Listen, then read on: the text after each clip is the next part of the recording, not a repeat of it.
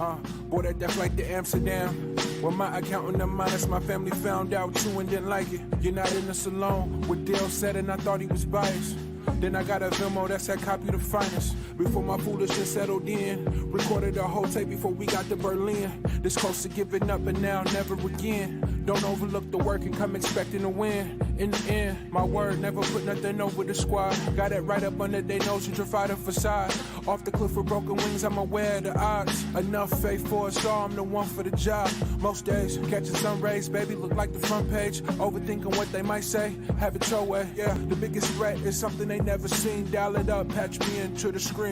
Had them all night before I dial up. How they claiming they on top and I'm a mile up. Had them all night before I dial up. How they claiming they on top and I'm a mile up.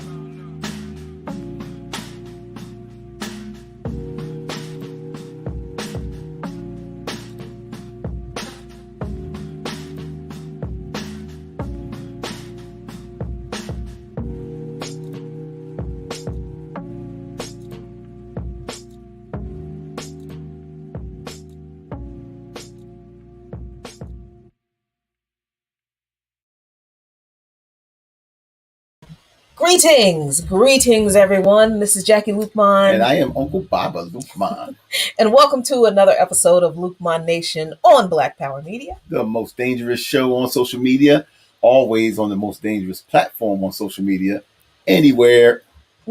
So, yeah, we were trying to get this impromptu show together from last week when we ran out of time from our Dope Friday date night show to talk about this issue of this stimulus check. But, you know, it's been busy this week. It's been crazy. So here we are. We apologize. We couldn't get to you sooner, but better late than never. And look, the story's still fresh, still a lot to talk about. But I mean, you just can't, when stories like this, you just can't say, oh well. Okay, it's gone now. It's old. It's not fresh anymore. No. This is a pretty. We think it's a pretty big deal and it's worth talking about. Well, it needs addressing for real. It really, really does. So before we get into everything, as always, like, share, hit the like button, join Black Power Media. If you have not joined Black Power Media, definitely subscribe. You can find Black Power Media on patreon.com/Black Power Media. What else?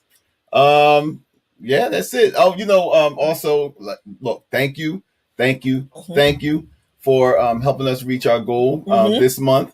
Yes. But tomorrow is April. It's the 1st. Yeah. And like the 1st, we have another quota that we have to get. We have another goal set. So look out for that. Look out for that. And help us continue to reach our goal. If you've noticed, there has been some members only content popping up on Black Power Media, because see, this is why you have to join Black Power Media, because you as a member get special perks and treats. Right. There was a really cool brunch show with Dr. CBS for members only. Dr. Jared Ball has a members only show scheduled, and you better believe the Lukmans will have a members only show scheduled soon as well. One scheduling update we do have to make. Friday would be our normal second episode of Imprints of Imperialism with Milton Alamadi of Black Star News, but he has a prior engagement. He's doing a webinar that night. Okay. So our next episode of Imprints of Imperialism, episode 2, will air the following Friday. So stay tuned for that. Now let's get some stuff out of the way first. First of all, who we got in the chat? Who do we have in the chat? We've got Arif Hassan. What's going on? Sugar Booger 7. What's going on? Lisa Catlet, our sister over there. What's going on, Lisa? And Leah Boggs, our other sister over there. Lever Action Zydeco. Welcome. Miriam Francis, Deborah Rodriguez, Cordero Miller. Welcome, everybody. Thank you all for joining us. We appreciate you. And we surely do. And look, this is what it's going to be. The fact that we appreciate you showing up. And if you're new to call Luke Mon Nation, if you're new to us, we're just going to let you know right now is we're unapologetically black. We've lived too long to have anybody tell us what we can and cannot say. We're too old for that. Right. And basically, look, we're serious about the work that we do. So we have zero tolerance for clowns and jokers. You want to be a clown and a joker, this is not the place to be. You will be put in time out. And if you and if you really insist on being a clown, then you will be banned. We do have very good friends of ours in the chat that will monitor the chat. So look, we're not we're not here to entertain anybody who is not on the same level that we're on. And that our listeners are on, and that Black Power Media is on. We do not owe you our space. Thank you. So if you are confused about what that means, let's make it clear. We do not tolerate racism. We do not tolerate sexism. We don't tolerate homophobia or transphobia or xenophobia. We don't do punching down. We don't do bad class politics. You can ask questions if you're really unaware of something. But if it gets out of hand, if it's clear that you're not asking questions in good faith, then we're going to protect our friends and family who come to our shows on a regular basis for conversation, for discourse, for fellowship, and to learn something. We're going to protect our people from that and our space from that. So we'll block you. Exactly. So, all right. So. Oh, one more thing. Yes. I don't know if we got this passed. But remember, hit the like button. Oh, yes. Right. Hit the like button, share, subscribe, and join. That's how, remember when we was in school and that's how they used to get us to remember things? Yeah. Like in this kind of like cadence, like then they said, hit the like button. Like, subscribe, share, and join. Like, subscribe, share, and join. Like, subscribe, share, and join to Black Power Media. Yeah, we literally just thought that. Right. That's how goofy we are. Yeah, because we don't stay mad all the time. We've been mad for 3 whole weeks, I think. Yeah. I mean, come on, we can't be mad all the time. You gotta have fun. We do have to have fun. And all right, so this was actually kind of funny because usually when we've been, for those of you who don't know, I'm a co-host on By Any Means Necessary on Radio Sputnik. For the past year, right, we've been broadcasting remotely. My co-host and me, Sean Blackman, he's broadcasting from his house. I'm broadcasting from our house. The only person who's been in the studio, it has been the sound engineer. Because of the pandemic. So this whole year we've been broadcasting at home. And so you and I have gotten kind of a routine. We'll go to bed at like 9:30, 10 o'clock. Right. On most nights. Not all nights, but most nights. You almost always get up at like 3 o'clock in the morning. Yeah, mainly. Yeah, I'm set for that. Yeah. And because he's a truck driver. He's been a truck driver for 32 years. About that. Yeah, so that's just kind of what he does. So, I mean, I've gotten used to it now. We've been married. It'll be 8 years this August. Yeah. I've gotten used to it now. I don't even wake up when he gets up anymore. But so then you'll wake up at 3. You and the dog will go do whatever you and the dog do. We bond and all that. Yeah. So, eat snacks, watch TV, and, so then you'll make coffee before you come back up to bed at around 5:30, 5 o'clock, 5:30. That's right. You'll make coffee and then I'll wake up. Yeah. At like 6:30, 7 o'clock, sometimes 7:30. Yeah. And you're still asleep. If you wake up, we'll talk for a few minutes and then you'll go back to sleep. Right. So, and then you'll wake up at around 10 o'clock. Right. Most 10 o'clock. Yeah, by the time I start stirring around. Yeah. So this morning, it took you longer to get up. Mm-hmm. By like 11:30, you were not down here. And I was like, what is going on? Right. So you came down and you looked a little bit worried. So I asked you what was wrong. And you said that you had a dream that you didn't want to talk about right then. Right. But now I really want to know what was the dream? Well, I had one of those dreams. I took a nap. And when I left you, I went upstairs and I took a nap. And I had this dream. It was so real. And anyway, not to draw it out, but it was, sometimes I get these dreams. I know a lot of you guys out there, guys and gals out there, that had dreams that, really made you so angry in the dream that you woke up angry.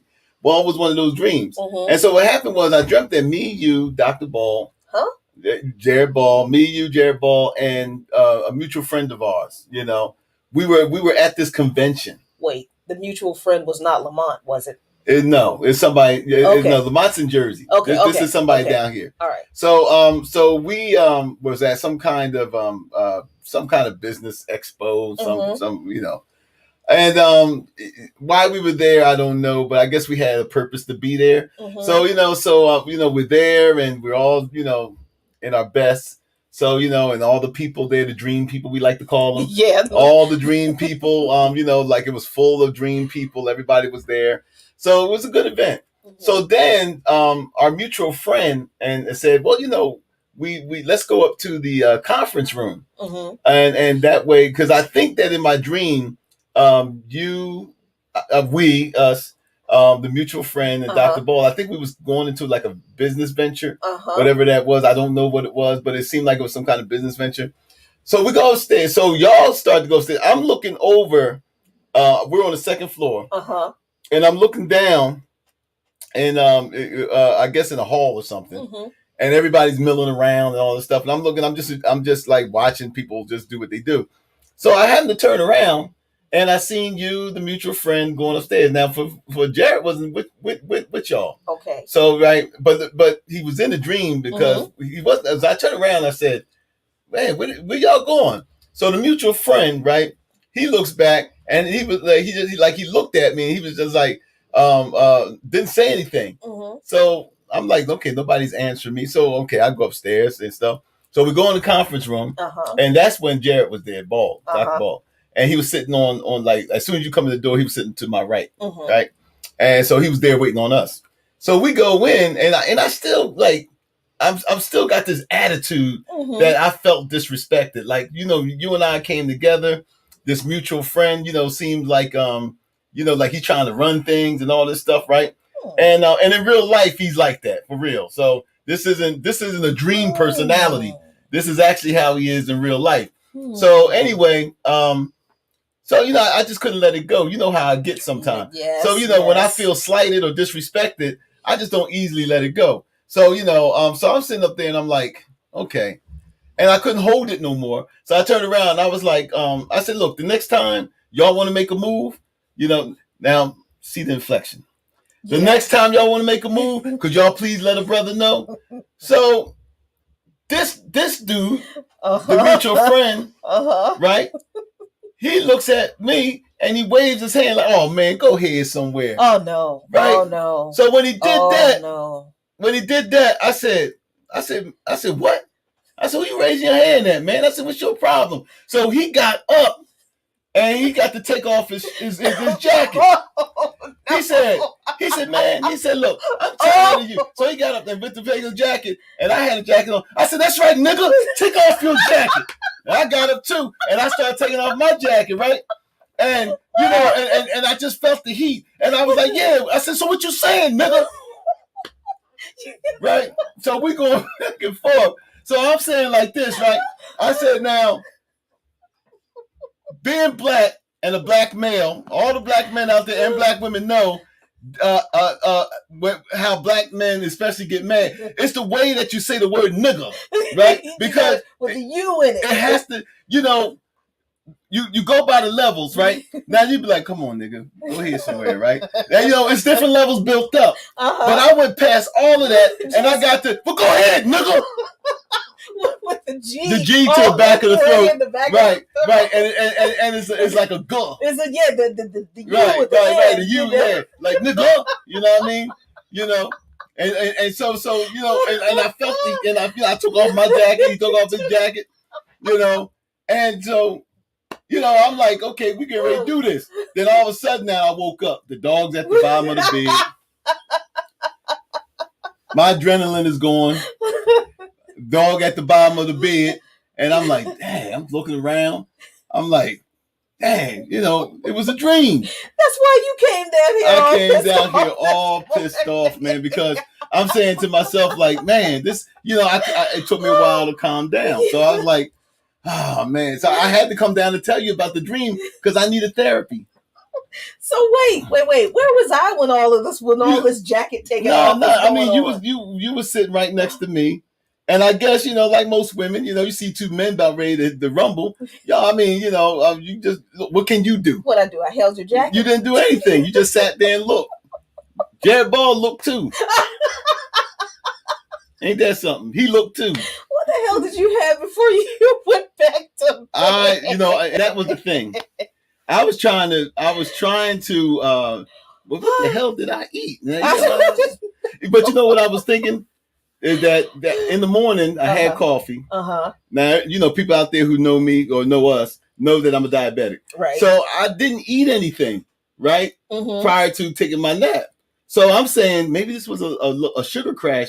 I don't know how that affects, That might have been. Because when I woke up, I was feeling kind of like woozy. So I took my blood sugar and I noticed my blood sugar was low. I needed to eat something. So I said, well, I wonder if that had any, but like, it was just weird, but but it was just so intense. You know what I mean? And it's like, so yeah. So when you took your nap, you weren't as sweet as you usually are. I mean, I'm sweet when it needs to be sweet. You know what I mean? I'm like, when my environment is sweet, I'm sweet. When the environment ain't sweet, that environment that environment wasn't sweet. So I was like, okay, but I do think that it has something to do with. I think so too. Yeah, so I don't really like dreams like that too much. Well, I don't like them either because you were kind of prickly this morning. Right, I was like, right. What did I do? I didn't do anything. But and a mutual friend, we like you say, we work together. So now I know who it is. So we work together, and he's a good dude. But he has that overbearing personality, which a lot of times rubs me the wrong way, Yeah, wow, how'd you get dreaming about him and Jared? Who knows? I don't know. Who knows? Low blood sugar. Low blood sugar. Check your blood sugar. You diabetics out there, check your blood sugar before you take a nap. Yeah. Or else you're gonna have one of those kinds of dreams. And this is another thing. I know a lot of our listeners out there, y'all used to the Luke Minds, but if you just don't send us no emails because we won't answer it. We ain't gonna entertain none of that. Oh my God, you use that? No, we're not entertaining none of that. So say, give your fingers a rest because I'll read the first couple of lines and then I'll be like, oh man, I ain't reading it. Nah.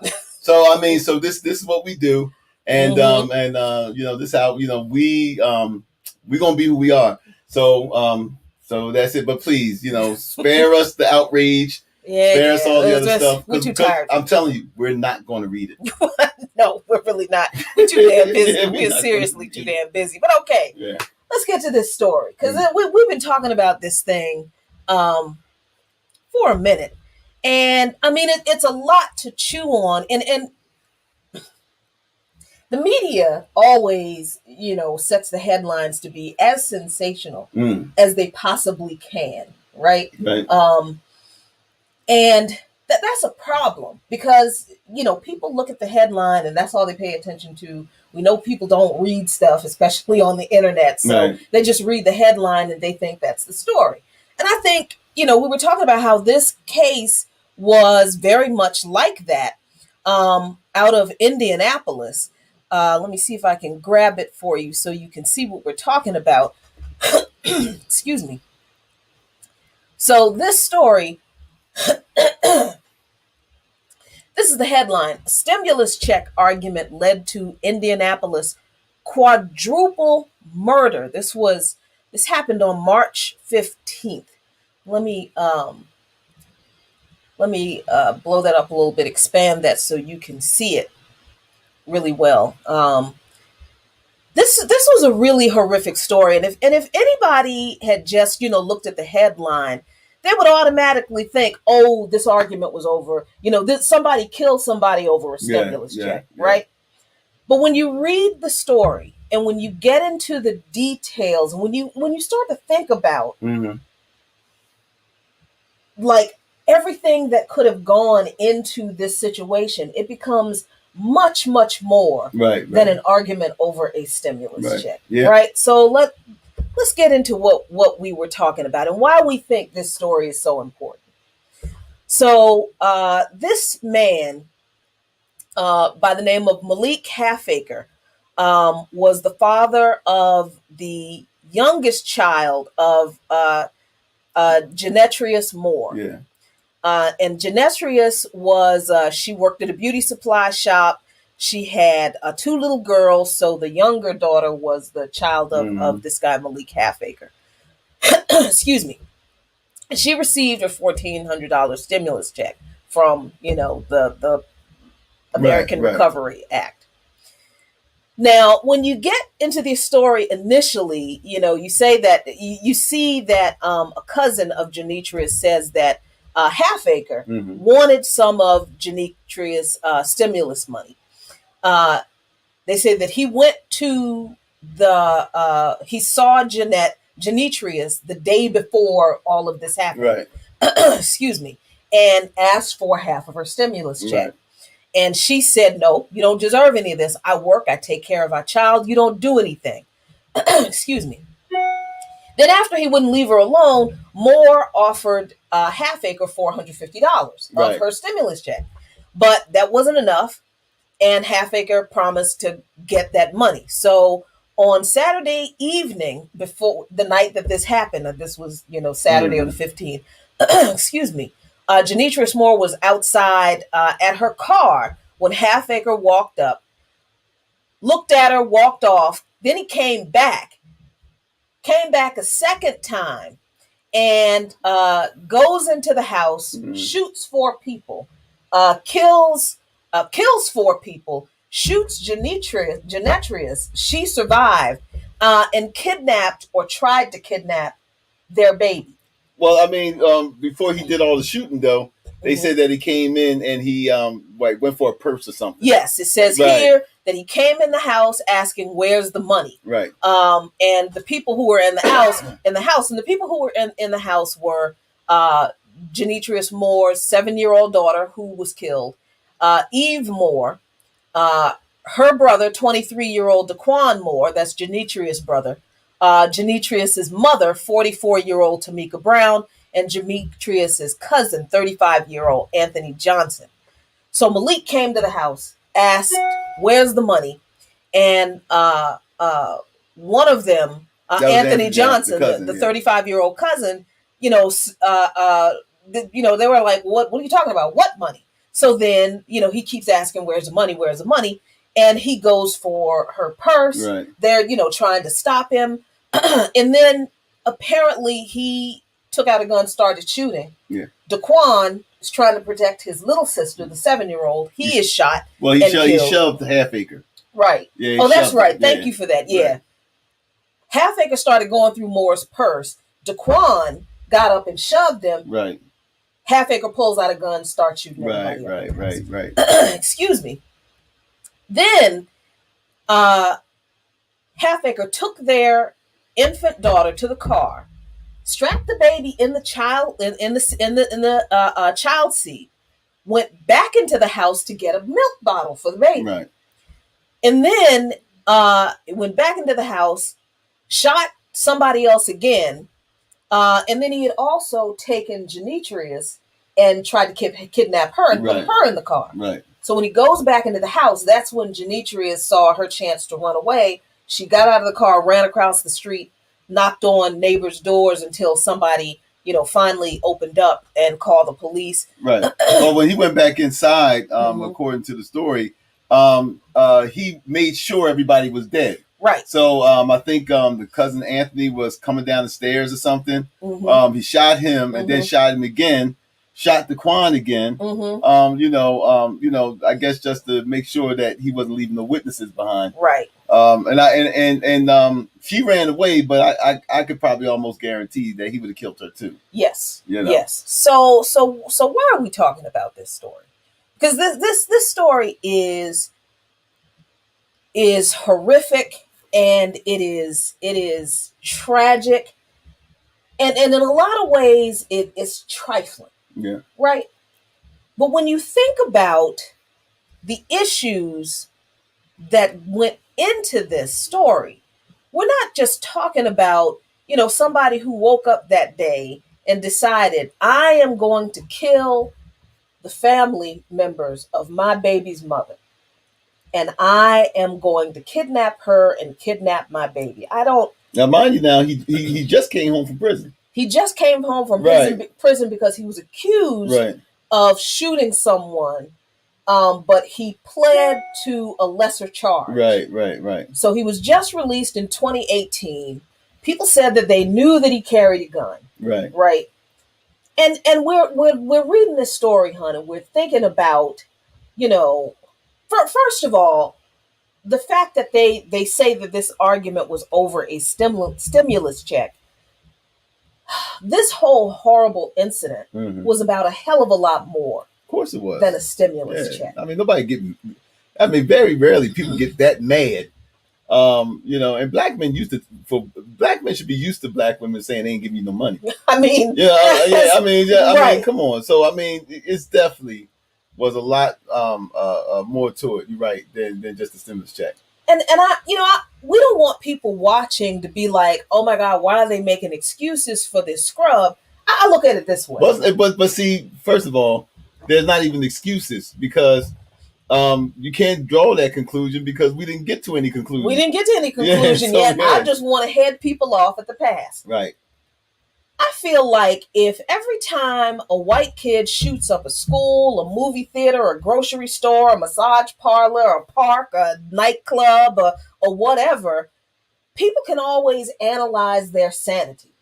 People can always talk about how they have mental issues and, they had troubles this and they were troubled that way. But we never give that kind of consideration to black people, men or women. Right. When we commit crimes that are just unconscionable. So I am taking that back because while I'm not saying that Malik Halfacre doesn't deserve to be punished for the lives he took and doesn't deserve to be held accountable for that, he certainly does. I do not believe that man woke up and decided, I'm gonna kill 4 people today. No, I mean, I hope he didn't wake up thinking that. I mean, just based off the description that we read in the story, when he gave her the evil look, this is just my hunch. When he gave her the evil look, and I don't think he was packing then. I think when he walked away, he knew what he was going to do. He knew who was in the house. He knew, but come on. Most of the time, with our folks, especially in the inner city, and especially in those type of family dynamics that we all come from, there's always somebody home. There's especially when there's money. When there's money around, so it's like he knew, I'm sure, that when he came up on the scene, and he probably even seen the family on the porch or whatever like that, so he knew that he was going to be confronted for what he planned on doing. So he went back, and this is my hunch. I think he went back and decided that if he wasn't packing, he was going to go get something to come back because he knew what he was going to do. As you said, but another interesting point too is that what we didn't mention. I'm gonna mention it now. Is that the people who knew him said that he didn't have a job. They called him lazy. They said that he just didn't have any ambition.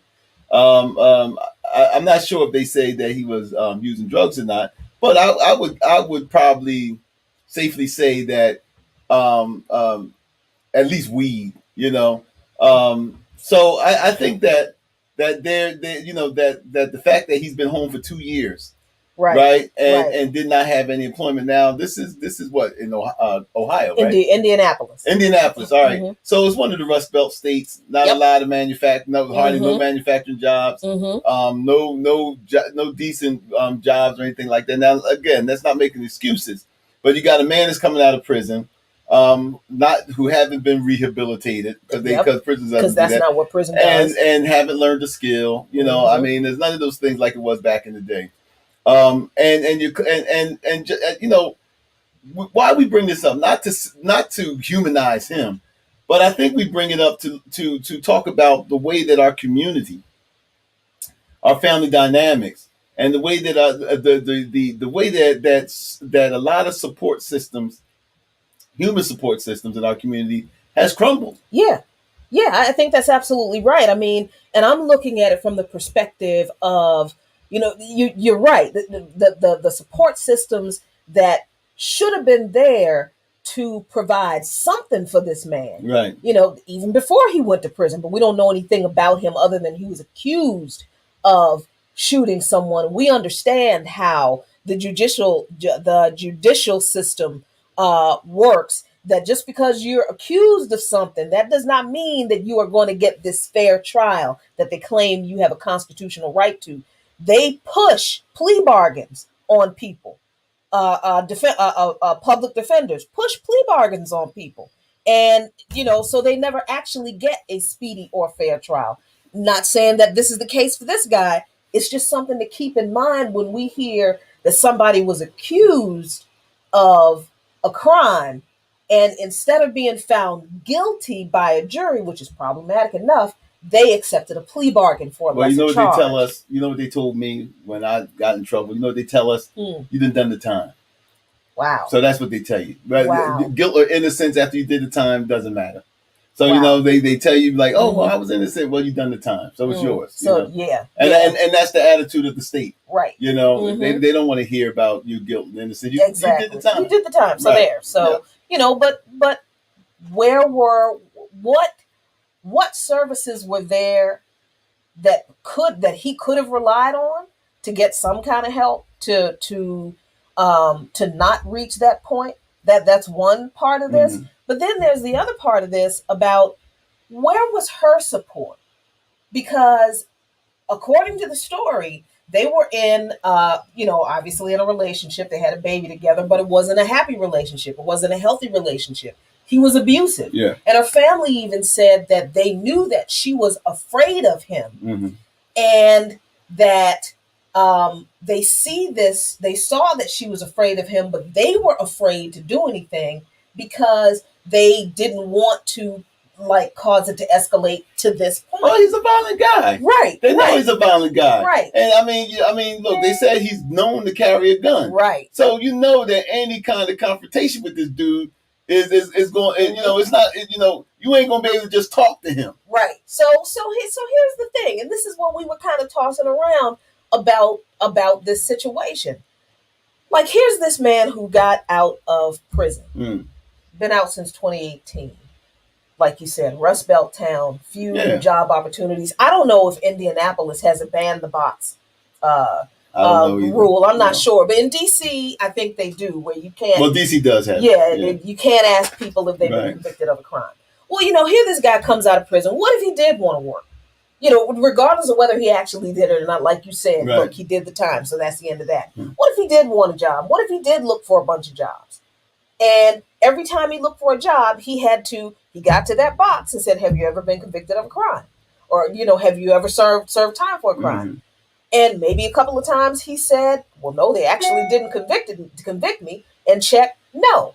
And then they run the background check and they find out that, no, you did serve prison time for a felony, right. and he's fired. Well, especially, and you're right. I know where you're going with this. If he's recently released, a quick check, would reveal that, in a lot of cases, if you've been out of prison for a certain amount of time, a lot of times your information don't come up. You have to be fingerprinted. You know what I mean? If somebody want to really find out, if you've been out for a while, you just can't do a Google search. You know what I mean? But I know what you're saying. That here's a guy who, I don't know the guy. Right. So I don't know if he was lazy before he went to prison. Right. I don't know what kind of character he had. But what I do know is there's a couple of things that we can look at here. For one thing, why did she feel the need to have a baby with this guy? Now, this ain't a judgment call. Okay. What I mean is the fact, why are we producing men like this? What was her? You say support system. What was what was the choices that she had amongst the eligible pool of men from where she's from? And it's not just Indianapolis. From Camden, LA, DC, a lot of our young women. So what do they, you can't tell them to all be nuns. So what is the, we have to look at what kind of pool of men that she has to choose from. And we know that answer. For the most part, we know the answer. We know the answer of someone who's working at a beauty shop.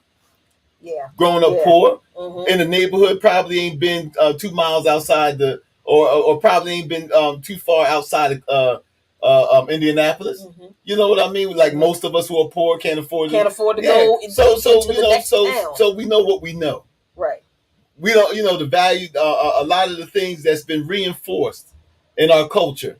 Whether right or wrong. Like I said, there's no moral judgment here.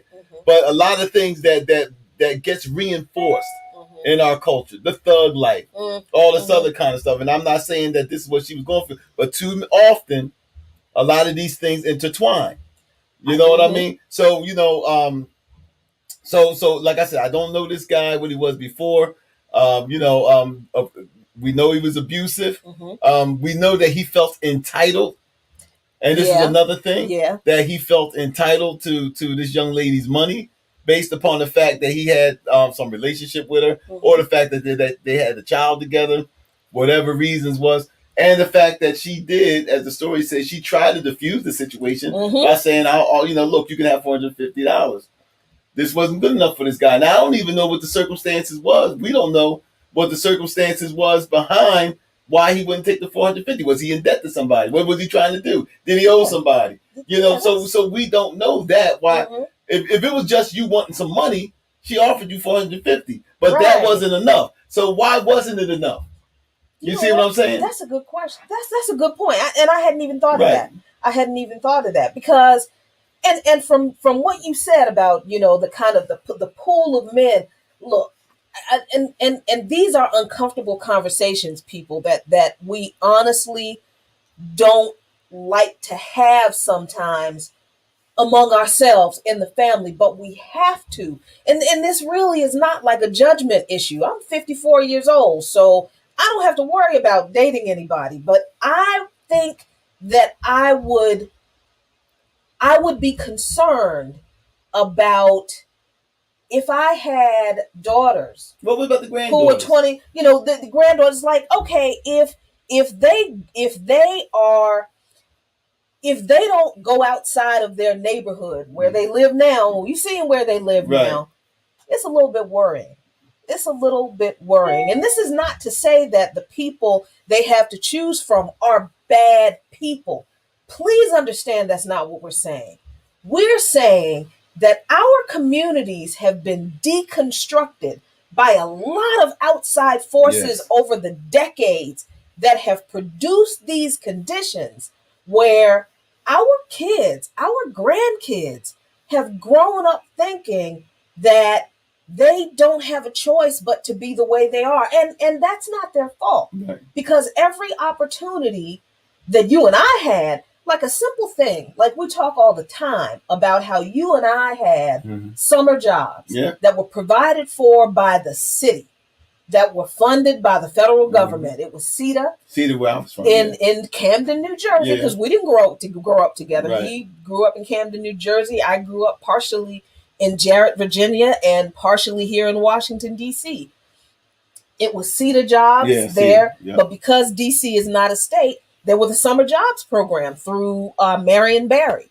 But any kid who wanted a job had a job for the summer. So I mean, we look forward to those jobs. Like when the school came out, when school was getting ready to end for the summer, the first thing we all did was run down and apply for those jobs. We did, and everybody was asking each other, so what are you going to do this summer? Where are you going to try to work this summer? I mean, because we knew that was our school clothes money coming back. It was our school clothes money. We were helping our parents pay a few bills. We had a little, pocket change, and we had something to do during the summer. Kept us out of trouble. It kept us productive. And well, anyway, go ahead. Yeah, I mean, and here's something that people disconnect from the summer jobs programs. A lot of kids went right into the workforce. Oh yeah. Because of those jobs. Oh yeah. You learn skills. You worked for companies that you built, if you worked for the same company over and over again each summer, or if you just did a really good job and they tell you, look, when you graduate, you got a job. Right. You know, okay, it might not have been a 6-figure job, but it was a job that paid enough money to support yourself and maybe pay for college at that time. Yeah. Right? So that was taken away. All of that was across this country. And when you look at just that one aspect of giving teenagers something to do so they can develop their interpersonal skills, so they can develop their work skills and, you know, how to problem solve. Because when you're on a job, ain't nobody gonna hold your hand and tell you how to, you know, you on the clock, right? All of those things. And it's not as simple as developing a work ethic. No, that's how everybody learns how to get along in the adult world. It took that away from kids who grew up in poor neighborhoods. So, I mean, just that one opportunity that we had, that our generation had, that generations that came after us didn't have. Right. We can see where those kind of skills didn't develop because those kids didn't have that opportunity. Yeah. I think that's true. I know that's true. But I also think we're talking about what we see more of today than we have seen probably, you know, around when we grew up and stuff. We're dealing with more broken people today. And I think that as we talk about community and with, you know, look, the guy did a horrible thing, no doubt about it. But somebody, you know, he's connected to somebody. You know what I mean? Yeah. I mean, you know, the guy wasn't born. We're all born blank slates. The guy wasn't born, you know, the way that he ended up. You know, so you know, we're dealing with a lot of broken people, and we're dealing with a community that isn't able anymore to handle the amount of brokenness that's. And why I say that is that, yeah, we've always had the broken people in our community. Yeah, you know, they've always been there. But what we also had was a community. Yeah. I'll give you a case in point. There was a family that lived up the street from us where two of the brothers were known alcoholics. I mean, the type of alcoholic where they would fall out in the middle of the street. Right. That was just what they did, you know. And but they were both hard workers. Because they would go down to the farms in New Jersey, what we used to call the farm labor bus, and you know they would pick vegetables and stuff for the day to make their little wine money and stuff because you would get paid by the day. And they would always come to my grandmother's house, and they would always have what they took with them that they picked that day to give it to my grandmother. My grandmother, in turn, because we all knew that they were alcoholics, my grandmother would in turn would feed them. And she would tell them, I remember Max and Jay, that was the brothers. She would say, Max, sit on down. She said, because she know that he got his money. He ready to go get his drink on. Right. But my grandmother would stop him and say, Max, you know, thank you for this. She said, hey, but you know what? Sit down so you can get something to eat. Well, Miss Lorraine, you know, Max, look, sit down. I'm getting ready to fix the plate now. So out of respect, he'll sit down and eat and stuff. And that puts something in his stomach. Right. You know, and so his brother Jay, would get so drunk, he fall out in the street. Now we little kids, you know, we see a grown man lay down the street. I run in the house, tell my grandfather, you know, Mr. J is out in the middle of the street and we're afraid cars might run over him. My grandfather goes out. Nobody called the police. My grandfather walked out there, picked that man up, threw him over his shoulder and said where he live at. And took that man to, because they all stayed with their mother. So took him down there to where they lived at.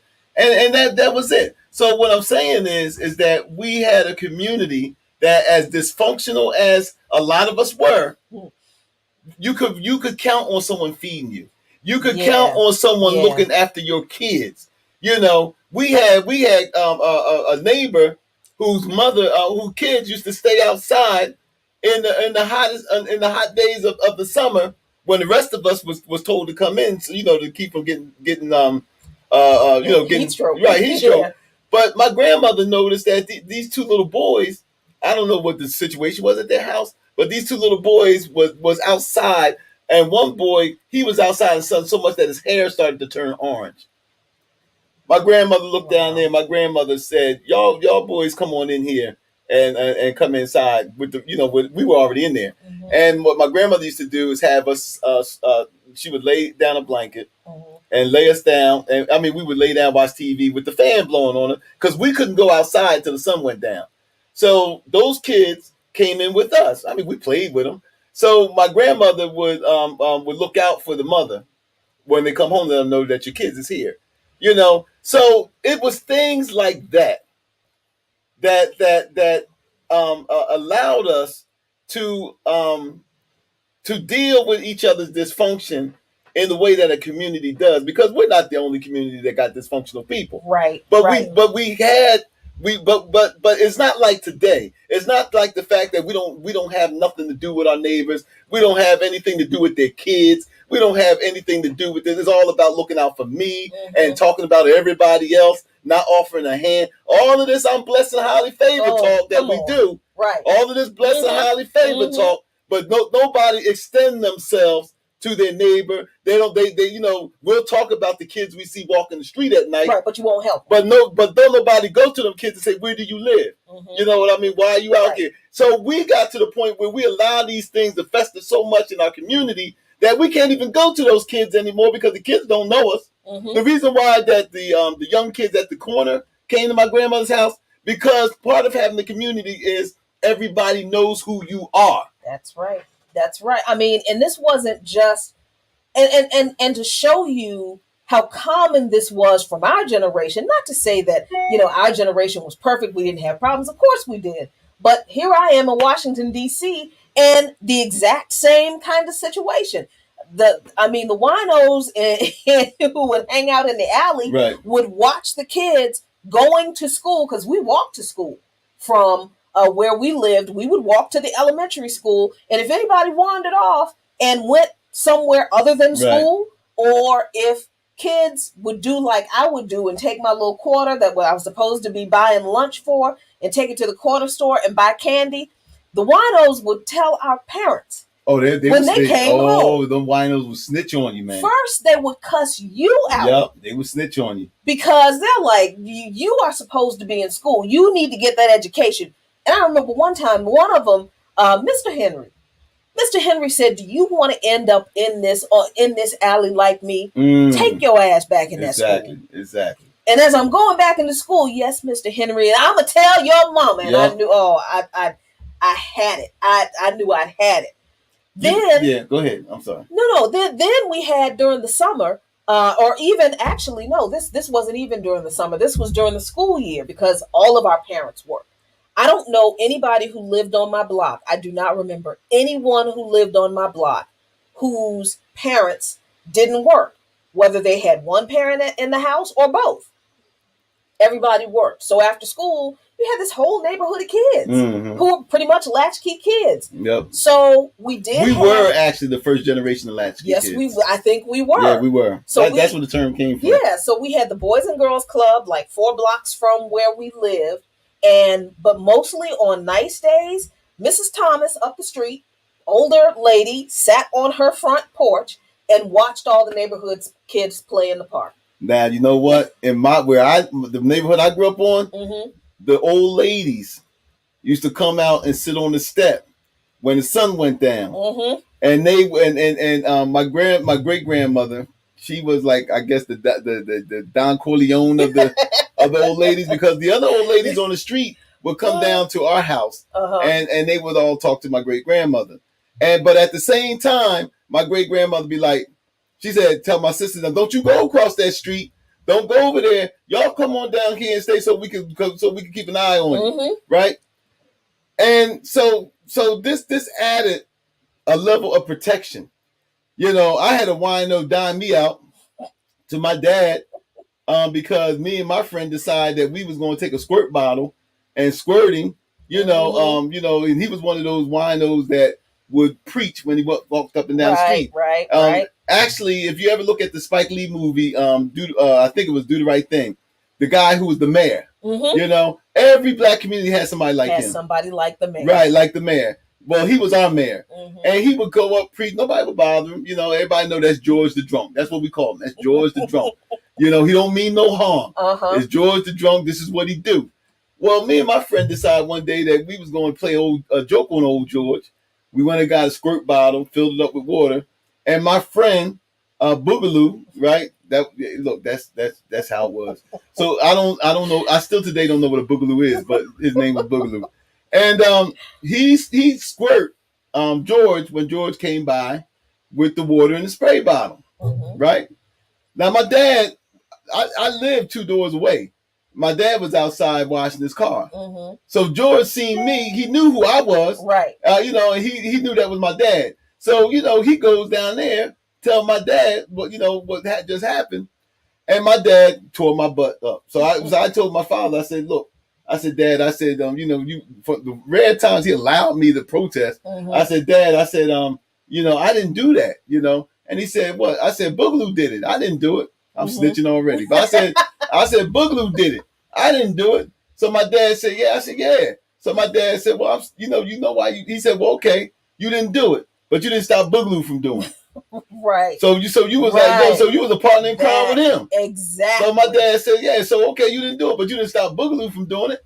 You know? So these were the type of lessons. Now, today, you have somebody who's a crack addict come to one of us and say that your kid did something. Oh, you crackhead, get on up out of here. Exactly. And listen, let's because you mentioned before that, you know, maybe this dude Malik Halfaker was on weed. And look, we're not saying that weed drives people to do these kinds of things. What we're saying is, if the reason he doesn't have a job is he has a substance abuse issue, it doesn't matter what. He could have been smoking weed and couldn't pass the drug screen, which is often the case. Which is often the case. So it doesn't matter how much we decriminalize marijuana in this country.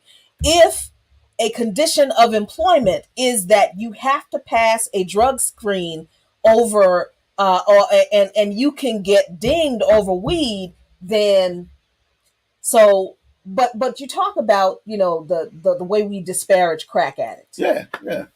Like in my apartment building when I was growing up, I was 8, 9 years old. There was a couple who lived downstairs. It was one of those 4-unit apartment buildings. That everybody in the building knew each other. You know, me and our across the hall neighbor, you know, when my mama didn't have food, the neighbor would loan her food. Yeah. My aunt lived in the building next to us. My mama would send me to Aunt Clara's house to eat when she didn't have food. We were poor. We all got food from the welfare truck. We all got that canister of peanut butter and cheese and that powdered milk that I used to love, I don't understand how I drank that shit, but I loved it. I don't know. But so there was this couple that lived downstairs, and a black guy and a white girl, and they were very nice. Everybody took care of the building. Everybody swept. They usually swept the front step, the front stoop, and the steps going downstairs. And every once in a while, they would like disappear for like a week or so. And I remember asking my mom after I overheard her talking to one of the neighbors saying that, they're sick again. And I remember asking my mom, well, you said they're sick. What's wrong with them? And my mom said, look, it's an adult thing, because I was one of those kids that would not stop asking why. So I was not satisfied with that. Right. After like 3 or 4 days not seeing them, I'm starting to worry about them. Right. Because my mommy said they were sick. So I said, but Mom, if they're sick, did you go check on them? And she said, yes, we checked on them. They're sick. They're okay. Right. We took them. Did you take them food? Yes. And I saw her take them food downstairs. So finally, I just wore her down. Right. Just like, look, they're sick. What's wrong with them? And I was 8 or 9 years old. And my mom had to explain drugs to me. Right. She had to explain heroin to me, because I really just wasn't going to let it go. So she explained heroin to me. And I remember after she explained to me, listen, some people, I remember she said, how your daddy and me like to have a beer every once in a while. Right. I said, yeah. And how, some people drink too much. Yeah, well, some people do other things that are that are harder than that, and they're not legal, and they make you sick if you don't get. So, she explained the whole thing. And, I think she said that when you get older, you'll learn more about it, but, it's really dangerous and it's not good for you, that kind of thing. And I remember her saying to me after she, explained all this to me, half of it I understood, half of it I didn't. But she said, it doesn't matter what they do. You always respect them because they're people. And they're good to us. We're good to them. They live in our building. They're like our family. They're our neighbors. We take care of each other. You always respect them. Don't say anything to them about what I just told you. Right. This doesn't change who they are and how much they care for you and how much you care for them. So, as I got older, I understood more. But I started to look at those people, and especially the winos, because that I understood. I looked at them like with a little bit of disrespect as a kid, but then I started to look at them differently because that's what my mother taught me, that they're people, that they're human beings who, as I got older, I understood maybe they just couldn't handle some of the things that we deal with in life as well as other people did. And they got caught up, like we say. But we don't do that. We don't do that now. We look at people, especially Black people, with substance abuse issues as, rejects, morally deficient, as throwaway people. We ridicule people. We ridicule them. We shun them. And it's like, from what I see, it's like they throw them away. And what happens is that we've seen that white people didn't throw their kids away. That's right. So the whole thing with the opioid epidemic, we see, we always like to harp on where, look how the federal government treat white addicts as opposed to how they treated us during the crack epidemic. Well, look at the way we treated each other during the crack epidemic. So it wasn't just the federal government. So look at the way, like you were just talking about. But see where we looked at it as, like you said, a moral deficiency, and we just gonna throw them away, because and okay, it's understandable. Crack was this force of nature that came through that nobody was expecting that. Nobody was prepared for what that was prepared for that, right? So I mean, it was a scare, but it allowed our enemies to exploit us and take advantage of us in ways that we're still dealing with now. But I also would like to say that it's not just the attitudes. See, we was throwing each other away, but see, white folks, when their opioid addictions and epidemics, because there's always epidemics with them, there's a crisis with us. Right. And so what happened is that they realized, it's a disease, Right. And so, see, I remember during the 80s and 90s when the crack epidemic, when the government was closing down the rehab places in our neighborhood. That's right. And the money went from that to policing. That's right. You know what I mean? So I remember all of that. And but see, nowadays is that it's a disease. This is not a law enforcement problem. This is a compassionate. So okay, they're gonna look out for their kids. But what we're saying is the fact that we need to stop, and it's just my opinion. We need to understand a lot of ways that we drop the ball too. Yeah. And this is where we're getting at with this story, is the fact that what we're seeing here and what we see all the time. You and I grew up, and I hate to sound like, remember when, but I mean, but for contrast is we wasn't used to dealing with a murder rate of 350 people being murdered a year in a city. I mean, DC is up to like 150 people. Philly is up to 185 people so far this year murdered. We weren't used to that kind of stuff. Yeah. So, so there has to be somewhere in the line or somewhere in this whole equation that's, something is seriously wrong. It's not, yes, there's poverty. but we were poor too. Right. I mean, there was there was racism, but we experienced racism too. A whole lot of things. Yeah, there were some things that changed. There's a lot of things have changed, but at the same, but they haven't changed that much to see what we're seeing today. And what I'm saying is the fact that one of the differences is, Jackie, in my humble opinion, is that what changed is us. What changed is us. What changed is we went from being able to go next door, like my mother would send me to get a cup of sugar, to now I can't go next door because I don't want nobody to know that I can't, that I can't do this. Right. So it became from going from community to this individual looking out for self type stuff, which now everybody is it's a dog eat dog. Everybody is and it's a culture. It's a value system that we've accepted that really has I think added to the tears in the fabrics of what our community once was.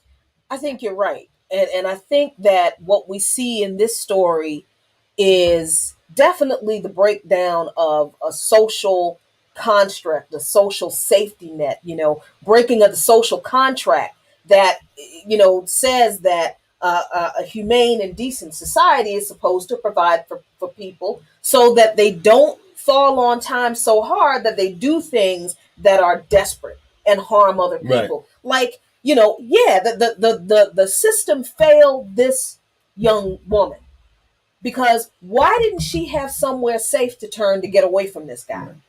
Right? That's one thing. Then, I feel like did no one in her family, know?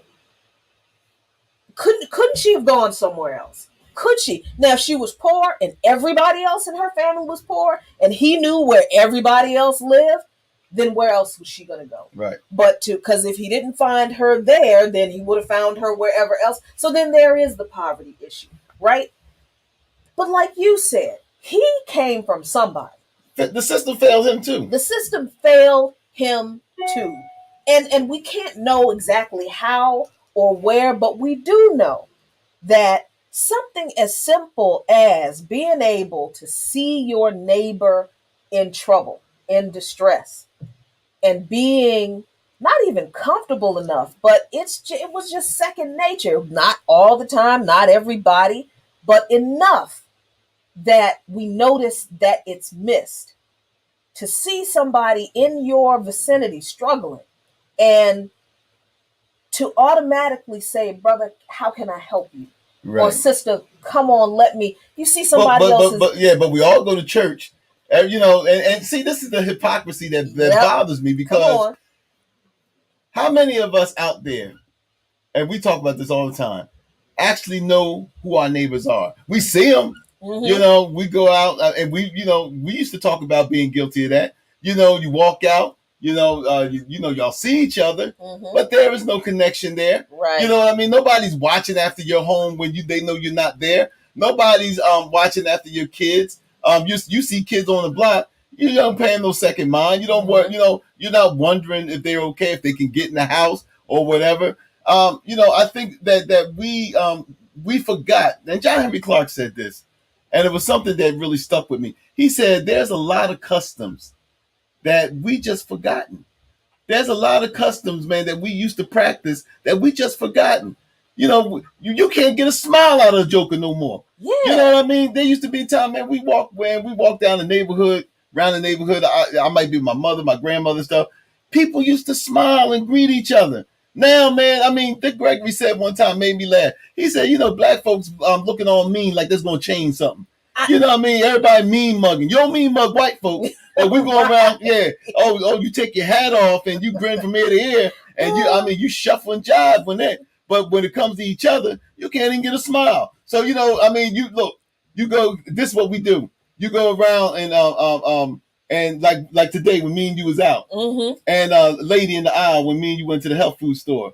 Yes, we do go to the health food store. Yes, we do. Yeah, right. So we go to the health food store, and I said, because I'm old school, I seen a woman there, black woman. I said, excuse me, miss, let me go by. You know, I mean, like, what the fuck is that? And, you know, and I mean, it's like, look, we start. I don't know her; she don't know me. Mm-hmm. But our first interaction, a lot of times, I know it's not all of us, but a lot of our first interactions with each other is, I'm automatically you like you done something to me. Yeah, we are automatically, and I noticed that. Because you know me, I'm walking down the street, I'm smiling at people, I'm saying hi to folks, you know, I'm complimenting ladies on their shoes, dresses, whatever. I'm a nice person. I like being nice to people. I actually do just like being nice to people. Nothing wrong with that. It makes me feel good.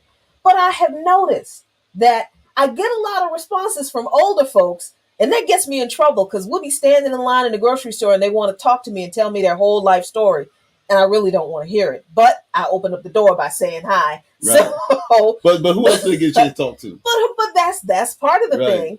But then I see a lot of younger people who it's I don't want to say that a lot of younger people don't know how to interact socially, because that sounds so awful. And but we know that's not true, because because that's absolutely not true. But I understand where that comes from. These folks are facing some things that, even though you're right, we dealt with racism, we dealt with police brutality, we dealt with, poverty. These kids are facing some different stuff. It's the same stuff, but on a different level, I think. And because of the way our communities were ripped apart by like this perfect storm of, yes, the crack epidemic, which was a holdover from the heroin epidemic that came after Vietnam, and the whole war on drugs. Also, what you said, the defunding of publicly funded mental health and substance abuse centers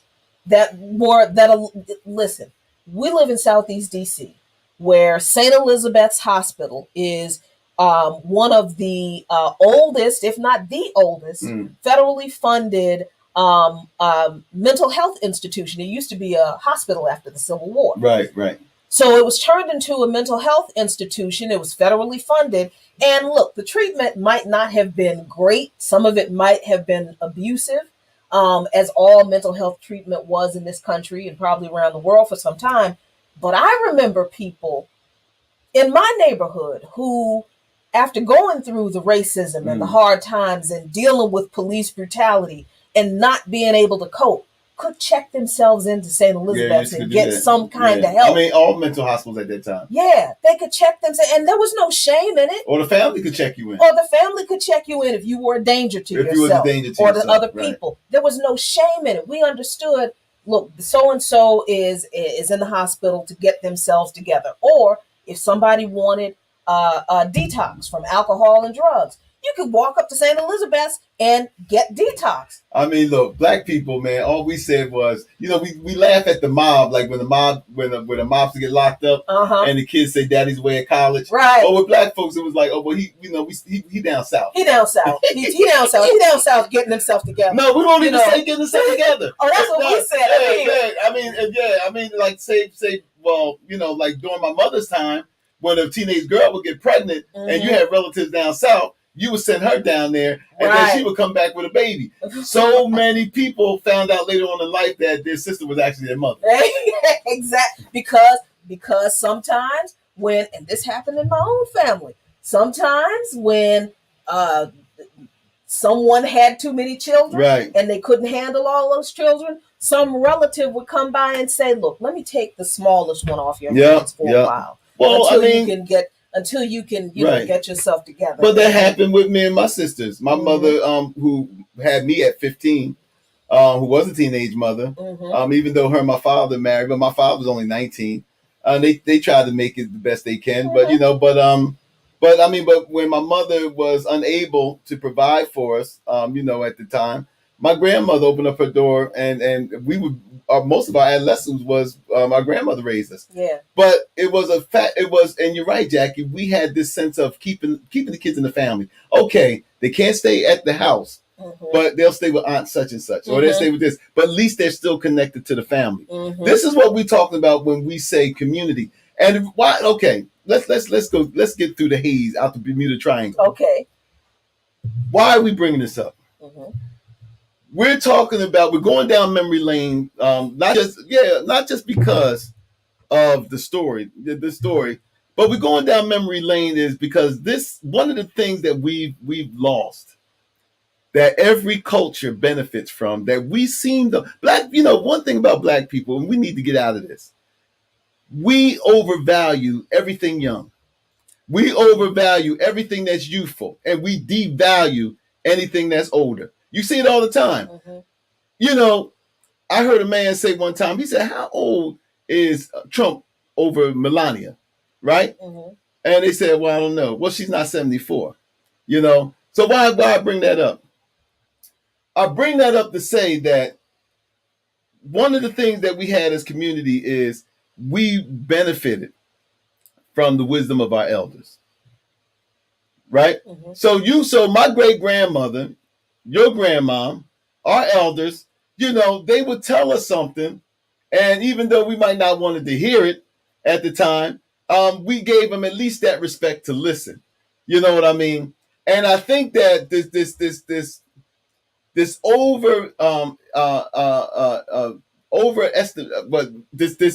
overvaluation, if that's a word, mm-hmm. but of this youth culture, where anything that's older is really dismissed. Right. Oh, that's the old way. Right. We don't need to do that. Well, guess what? Guess what? That's the old way. Well, damn the hell, the new way ain't working.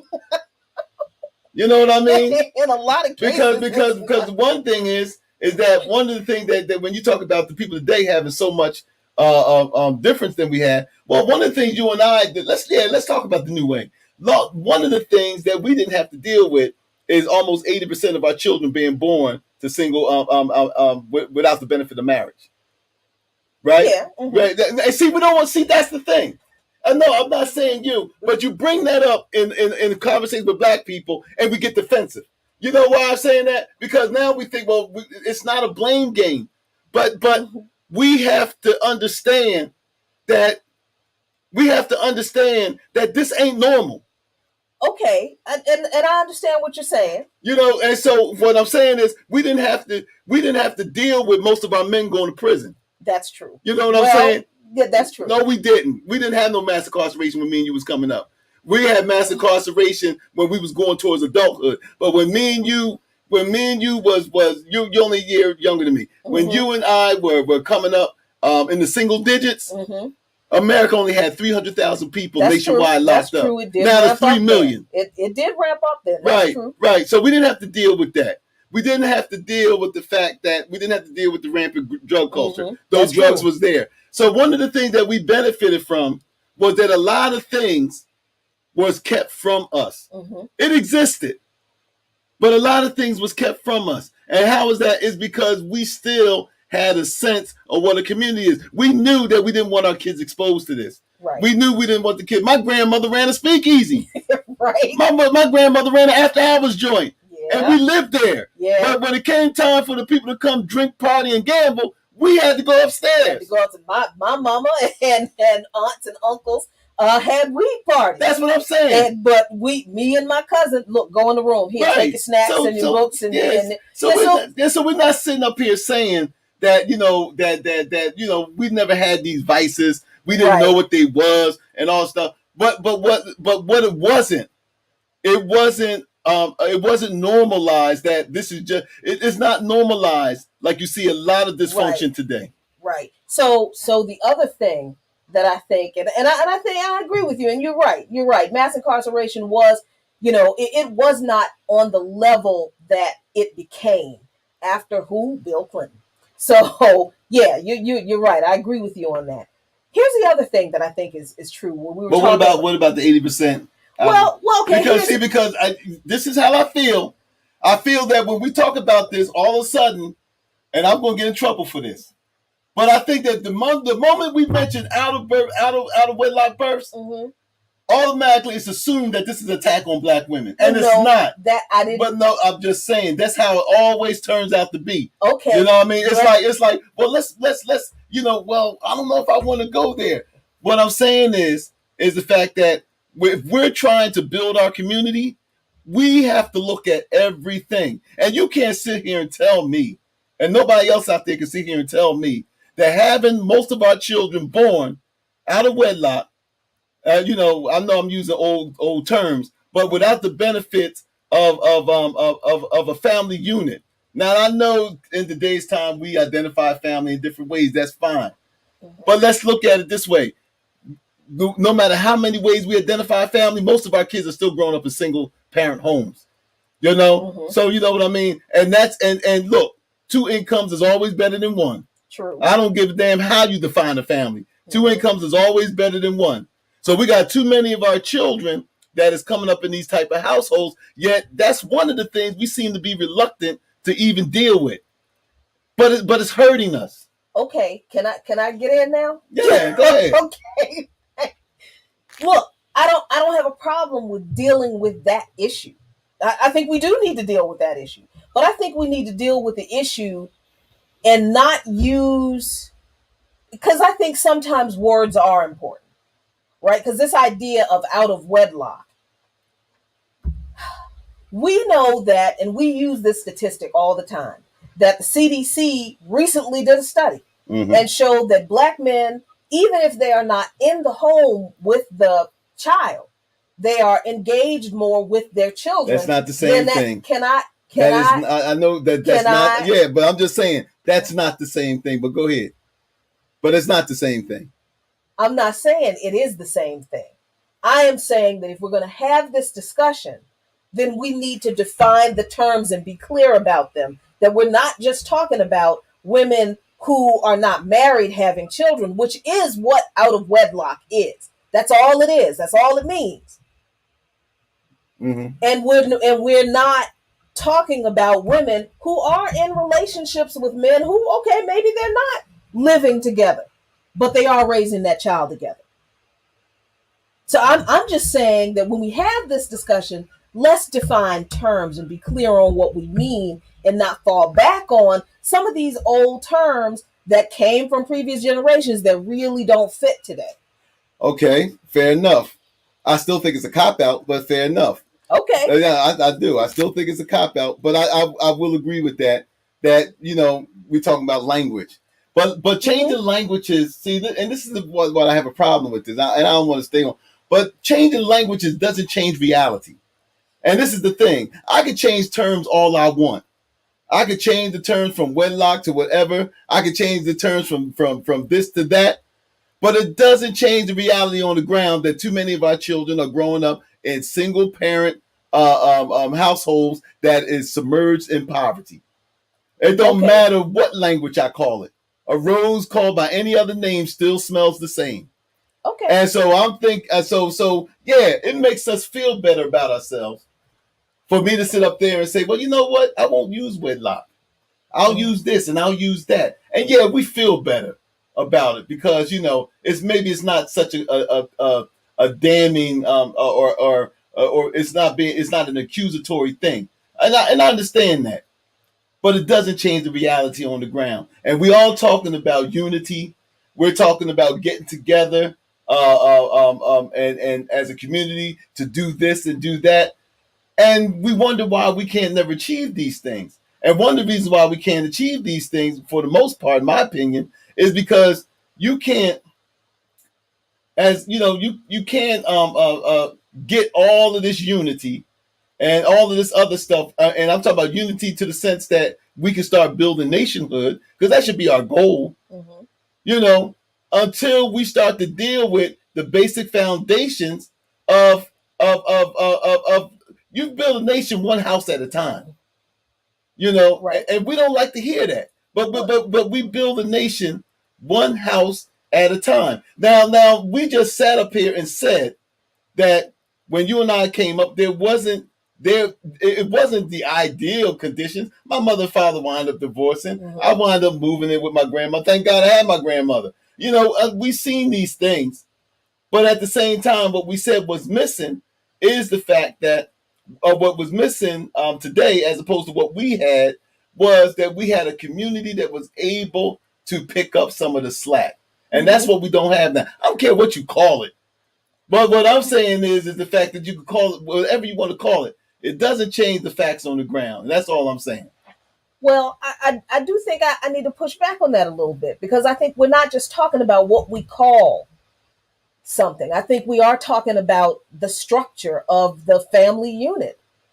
I mean, because like I said, the term out of wedlock literally just means a woman having a baby who's not married. Okay, well then we throw that out we'll throw that out the window, right? Because when I made that statement, I wasn't talking about just women, because she ain't had the baby by herself.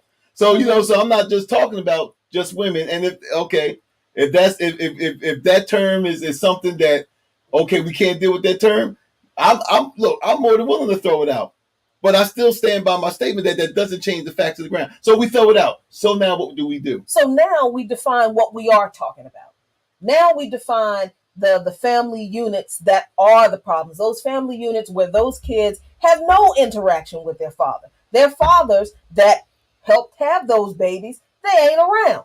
They ain't bothering with them families. They have left that woman by herself to raise that kid, or 2 kids, or 3 kids.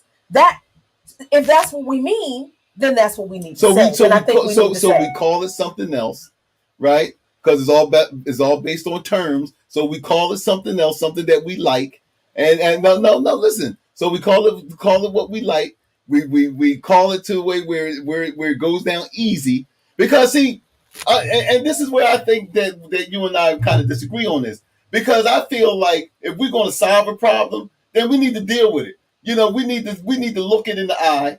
We need to look it in the eye and say, look, this is a problem for us. This is a problem for us for us not to be out here mentoring our boys. Let's take it off the women for a minute. Let's take it off, which I never had it on the women.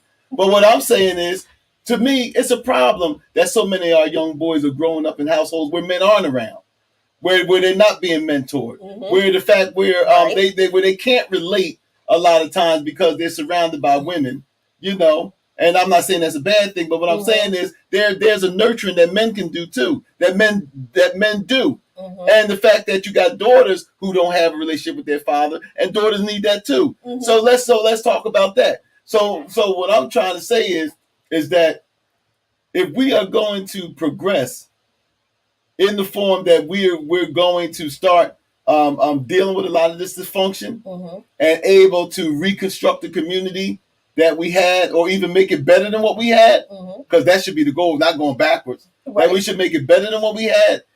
We are going to have to stop. We're going to have to stop playing with ourselves, man. We're going to have to stop with this thing of not really calling a spade a spade. Calling a spade a spade, and look at what's in front of us and be like, look, this is a problem. And yeah, okay, we can blame it on everything. We can say the government. We can do all of these things. But in the end, what are we going to do? And that's all nation building is. What are we going to do? So the thing of it is that let's look this thing in the eye. Let's swallow this medicine that we got to swallow, and stop being afraid to look at it, afraid to talk about it, condemn anybody who brings it up, and say like this and be like, look, this is something that we need to deal with. We owe that we owe it to our kids, our grandkids, and the future generations to finally you want the real revolution? The real revolution starts in the home. I agree. And I agree. I just think that if we are going to have an honest conversation, we can, and we're doing this for future generations, we define our terms, and we don't use terms that have been imposed on us by people who helped set the system up. Well, I agree. Because that's what this whole out of wedlock bullshit is. Okay, fine. But that's what that came, because that puts all the onus on the woman. Okay, all right. And it puts and we know where that comes from. Okay. So why keep using terms that were designed to condemn people just because of their marital status or lack thereof? You know what? I agree. And I said we could throw all the terms out. We can throw all the terms, but if we're going to spend so much energy into, before we even deal with anything, let's come up with a nice, cute term for it. I know what you're saying. But if we're going to come up with something where it says, okay, fine, let's throw out all the patriarchal terms and all this other kind of stuff. All right, I'm with that. But then don't have me come up with a term or let us come and agree with a term and then all of a sudden still say, well, we got to do. No, I mean, we come up with something that we redefine. I'm with all of that. Okay. But what I'm saying is that in the end, we got to deal with the reality that's on the ground, and not be saddled by all of this linguistic talk that really ain't allowing us. That really is not really allowing us to really deal with the issue, because we could call something anything, but unless the real work starts to get done, then all we're going to do is just put a nice term on it that satisfies everybody, and then that's it. Well, I think, and I don't want to beat a dead horse, but I think this is not about terms. This isn't about language. This really is about how we are defining what it is we're trying to tackle. And I'm just saying the term out of wedlock really doesn't define what we're trying to tackle. You know what we're trying to tackle? We're trying to tackle too many kids being born in situations that they're already disadvantaged in. That's what we're trying to tackle. Okay. What we're trying to tackle is young men who don't have a purpose, or who feels that that no one's relating to them, who feels that they're not being valued. That's right. Because it's all about hey, let's raise our girls and let's just love our sons. And all this other kind. Mm-hmm. That's what we're trying to tackle. That's right. That I agree with you. And none of those issues is actually covered by this term out of wedlock. None of them are. I said I have no problem with out of wedlock. We won't blame. There's no woman blaming here. What I'm saying is that I have no problem with out of wedlock. Getting rid of the term out of wedlock. All I'm saying is let's deal with the reality that's on the ground. And I agree with you. I agree with you about dealing with the reality on the ground. And the other reality on the ground is that, that comes from our experience. And no, this is just our experience. That's from what we've seen, is that we don't see each other as belonging to each other anymore. God, I'm afraid to touch that one. Why? Huh? Why? Oh, because I don't want to hear that, I don't belong to you. I mean, I know what you mean. Man. I mean, we used to, and again, not every single person, not every single, this idea of unity among Black people. I think people have this weird utopian idea of, one day all Black people are just gonna, look, there has never been a group of people on the face of this earth that have ever gotten along and agreed on everything and were completely unified. That's never happened. People are just not like that. We're not wired to be that way. That because we're individuals and we all have free will. We can think what we want and we can interpret the same thing 5 different ways. And so this idea that we're all going to be unified around one central purpose one day, that's not going to happen. But I think we can strive to see ourselves as community again. Which I think by and large, a lot of us did, because we realized we had a common enemy. We understood that most of us understood that we had a common enemy, and that was white supremacy. And a lot of people may not have understood the concept of capitalism then, but they knew the system wasn't fair toward them. So we had a common enemy. We had to look out for each other because nobody else, all we had was each other. We didn't have anybody else. And a lot of us didn't have anything else. So the problem came along, I think, when some of us started to make a little bit of $5 over breakfast money. And some of us thought that we were better than the others who were still left behind in poverty.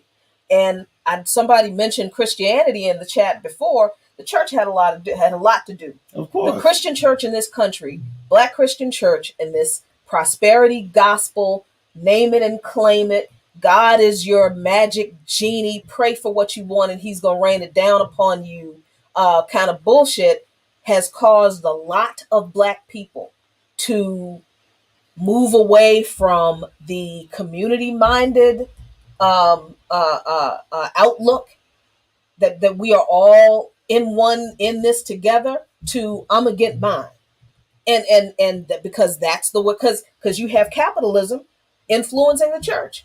And capitalism is a very individualistic in rugged individualistic kind of system. So, we don't see each other as belonging to each other. We don't believe that we're all we've got. We don't believe that we need each other. Well, yeah, and like I said, I think that there has to be room for and I've always felt that one of the things that we must have is that we must allow for other voices to be heard. Sure. There can't be this committee because we see this on the left, the so-called left, we see it on the so-called right. There can't be this committee that decides what is acceptable for all of us. Mm-hmm. And I agree that that part of having a viable Black community, it's not going to be Wakanda. It's not going to be Wakanda. It's not going to be that. It never was that. But it can. I think that, and you and I spoke about this. The first thing that we got to do is start practicing mutual respect for one another. Mm-hmm. If I go into the store or you come into the store and you say to me, you say, "Excuse me, sir." "Oh, yes, ma'am. Go ahead." Or whatever. It's these basics mannerisms that used to be taught to us in the home. You ain't had to go to school for that. All you had to do was be in one of our parents' house, or our grandmother's house, one of our relatives' house, and speak when you wasn't spoken to. That's all you had to do. And get the look. Right. Or call an adult by their first name. Or interject in as they say, you getting in some grown folks conversation. Mm-hmm. You stay in a child's place. So it's these little basic. My grandmother, God bless her soul, she used to have me, because we had a couple of elderly women on our street. And when, we getting ready to come into the first of the month and they Social Security check stuff, my grandmother knew that they needed stuff from the store. My grandmother would send me to their houses, ask them if they needed something from the store, and she would forbid me to take any money from them. Mm-hmm. So I would go to their houses and be like, "Miss such and such, oh yeah, Michael, that was my name." So I said, "Yeah, Michael, I need you to get this," and they give me the note and stuff. Mm-hmm.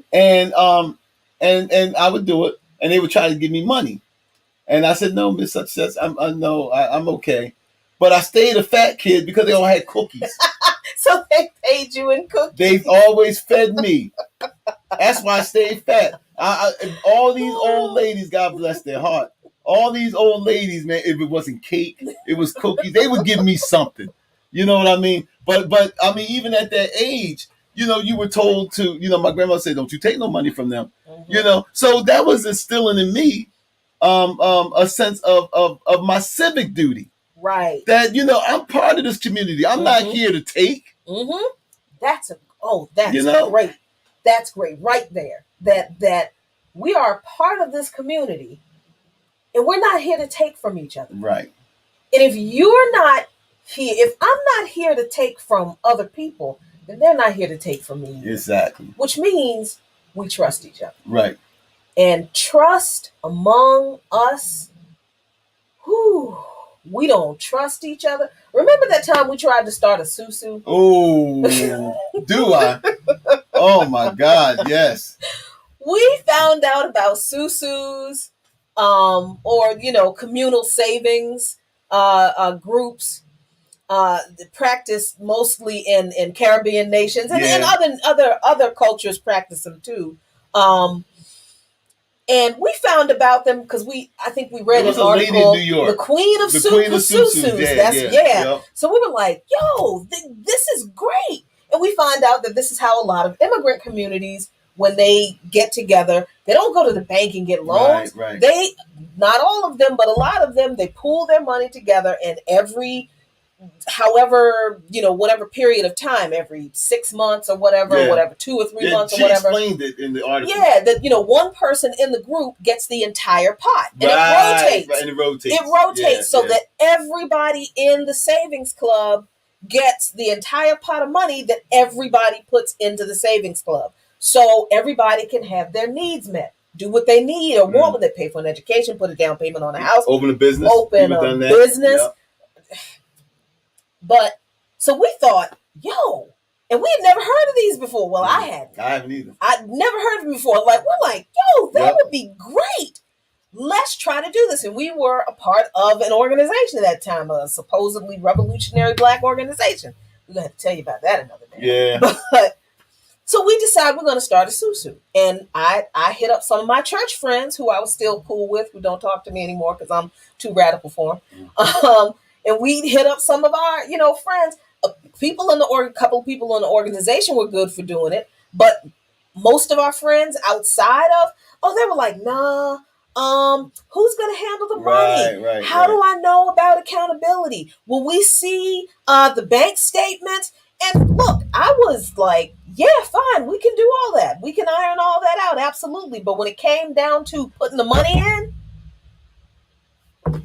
you know whose money was in there. Yep. You know the only people who put money in there. Mm-hmm. So we, and I understand this is not like this just pops up. This didn't just, come from nowhere. We've been conditioned to not trust each other. Yeah.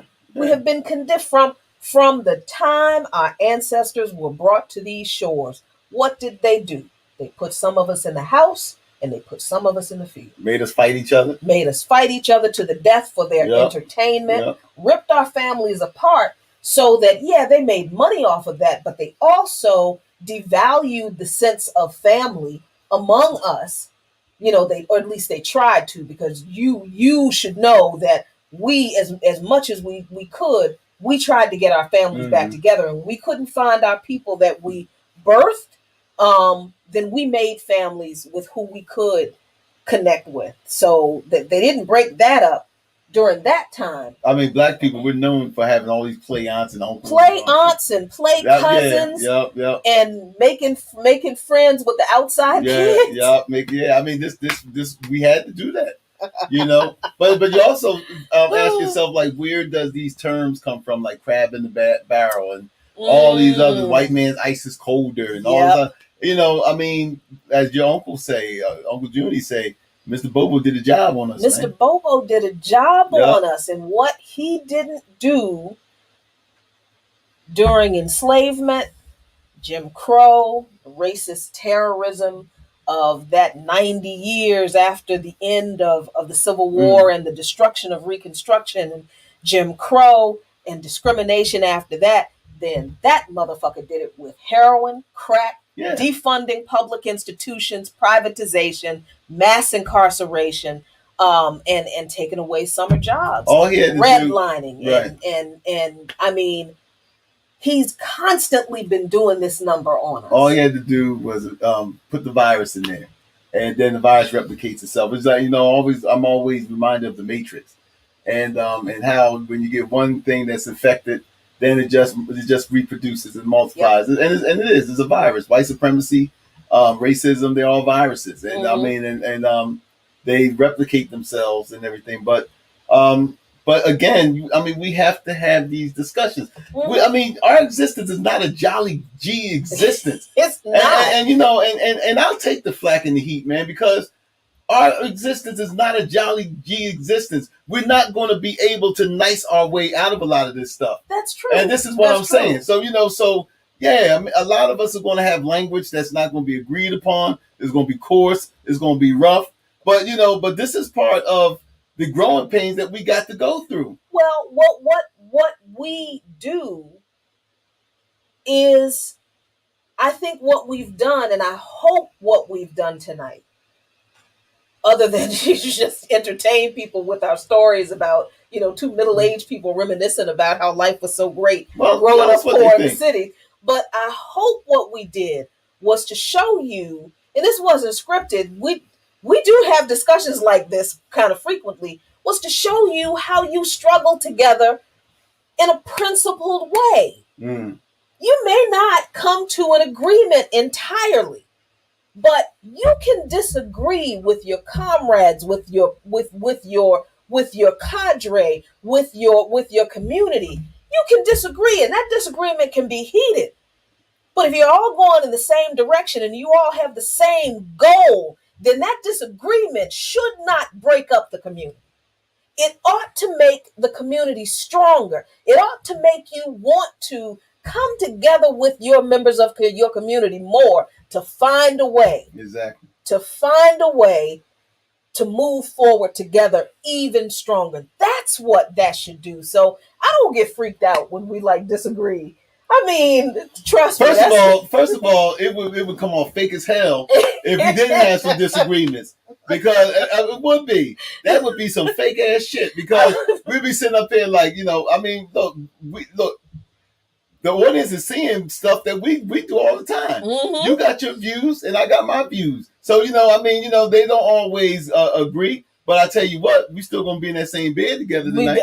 Who you telling? So ain't nobody that mad. Yeah, so ain't nobody gonna be that mad. But I mean, but you're right, Jackie, and I think that one of the things that we have to understand is we have to be mature enough to understand that everybody ain't gonna agree. You know what I mean? Yeah. But like you said, and I love that you said that. Long as we're going in the same direction, okay, you see it A, I see it B, but we look. You know what C is? C is the common enemy. That's what C is. You might think A, I might think B, but C is the common enemy. That's fire right there. That was dropped down by the spirit right there. Woo! I'm a shout. Oh, I'm gonna do it. .cbs. That's my girl. So look, I mean, so that's what we got out of this story about this horrific murder. Quadruple murder in Indianapolis. This wasn't over a stimulus check. This was, that's the thing that caused the action. But there were a lot of other actions, a lot of other systemic, a lot of other external and some internal actions that led up to this horrific act.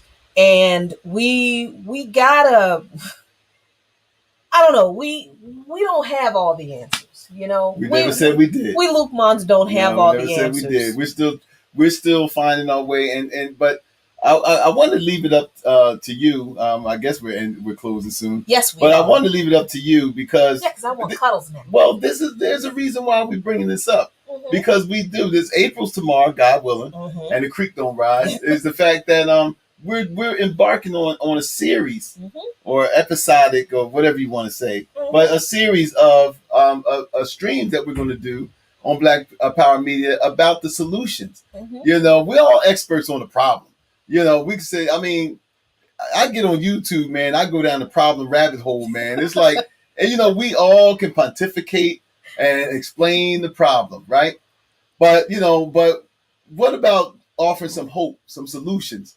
And so in our humble attempt, the Luke Mons, we're going to take the month of April where we're going to dedicate a couple of our streams next month towards community building and towards nation building.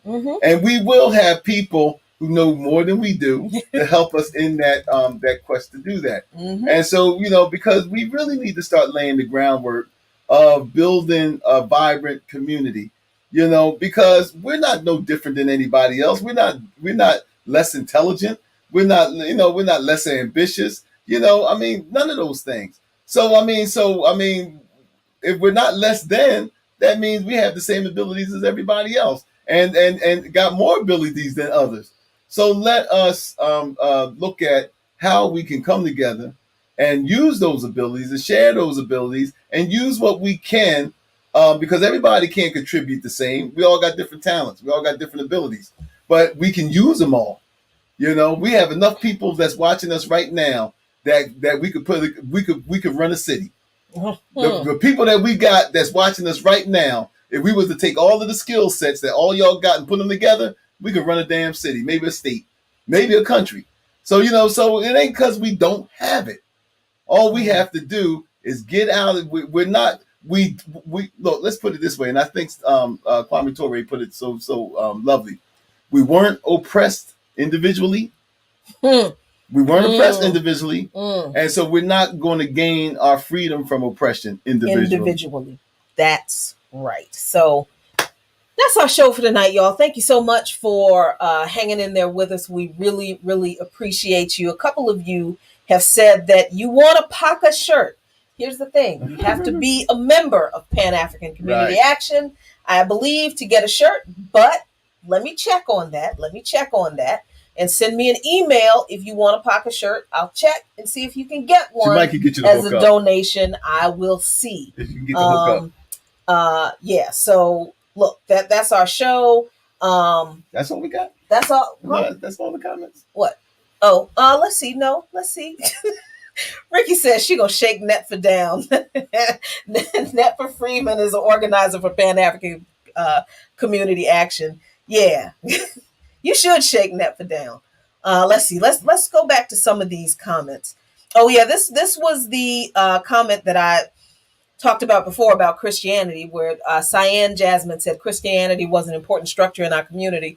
I believe we need it back. Like I said, we got plenty of Christians, plenty of churches, plenty of churches, plenty of Muslims too, plenty of mosques. Yeah, but we still jacked up. Why is that? Because faith, the organized religion, and Judaism too, has been infected with capitalism in this country. And a whole lot of Black folks have been infected with that capitalist individualism and the prosperity gospel. I don't know if Islam has a prosperity. Well, everybody, they all do. But I mean, but the thing of it is that everybody's looking for their mansion in the sky. That's what it is, and it's not keeping their feet on the ground here. Yep, that's the thing. Everybody's looking for their mansion in the sky. But they're not looking to work to bring the kingdom of heaven on earth for everybody. There you go. That's it. Yeah, that's it. So okay, so let's see what else. Let's see. Saifu Sese Max says it wasn't about the husband-wife, it was about having a full community available. That's what we've been saying all night. It's not, it's who you support. Do you have support? Henry. But one of the things that we need to understand though, is that we were marrying at rates in the 50s and the 60s, in the 80s and 90%. Our marriage rates was higher than white people. Now that's true. You know what I mean? That is true. And I'm saying that to say, let's not disparage marriage, because we were the marrying kind in this country more than anybody. That is true. And a lot of that was out of economic necessity. That is absolutely true. Yeah. That's true. And I think we need to hold on to that point to talk about that more. But you're absolutely right. That is absolutely true. 2 paychecks better than one. I ain't gonna argue with you on that. So Henry Hakameki, please forgive me if I mispronounced your name, said, yes, I love Engel's origin of the family, private property, and the state. The nuclear family is absolutely a construct of capitalism and colonization. I mean, we think of marriage, we think of family in this country in the context of marriage from the Western point of view, like the ceremony, the ring, and, all that kind of stuff. But were people seriously getting married in a ceremony in other places before capitalism, before modern cultures? Before they forced us to get diamonds and pay for a diamond and all this other kind of stuff. Which, by the way, that whole diamond ring, a man spending 2 paychecks on a diamond ring? That was 30 years ago, 2 paychecks. Yeah, now it's 3 or 4. But you know where that came 30 from? Years ago. You know where that came from? It was a marketing campaign. Of course. It was that somebody came up with a marketing campaign for De Boers. Oh yeah, De Beers, diamonds. And they're like, how can we get people to buy diamonds? Diamonds is a girl's best Because, we're raping Africa, stealing all that diamonds. How can we get people to buy these things and make all this money? Oh, I know. We will make diamonds the go-to, the preferred ring for a woman who wants for an engagement ring. And then we'll set the standard for how much a man should pay for a diamond. So then that way... That would determine how much he loved her. Exactly. And a woman would accept nothing less than a diamond that he paid. That's where that shit came from. So when we're talking about family, we're not always talking about marriage in the quote-unquote traditional sense. Right. However, again, and I agree with... I like what you said. I agree with it. We're not disparaging marriage either. We're talking about family and community. Well, and then I want to just add to that too. If that's the attitude we're going to take, then we have to allow for all forms of marriage. So don't sit up here and get mad at a brother that got 3 or 4 wives. Don't get, you know what I mean? Okay. Yeah, you got a brother that practice polygyny, or you got a woman that practice polyamory or whatever. Well, so my thing is that that's why I said if we're going to go there and we're going to say that okay, we're at an age where let's be honest, there's nothing new under the sun. That's true. So we ain't coming up with no new constructs that haven't been done before. But say, for example, that we're more tolerant of these of different relationships, then we need to be tolerant of all of them. I mean, outside of course, pedophilia or something. Right, but I'm saying, but adult relationships, consensual relationships. Then I mean, if that's how we're gonna be, then we can't restrict somebody that says, "Hey, look, well, 3 women agreed that they want to be my wives," or women say, "Hey, look, these 3 brothers, we got a committed relationship." I mean, it might not be your thing, but I mean, I'm saying that when we go down that path, and this is the thing that when we start talking about community, all of these things are up for discussion.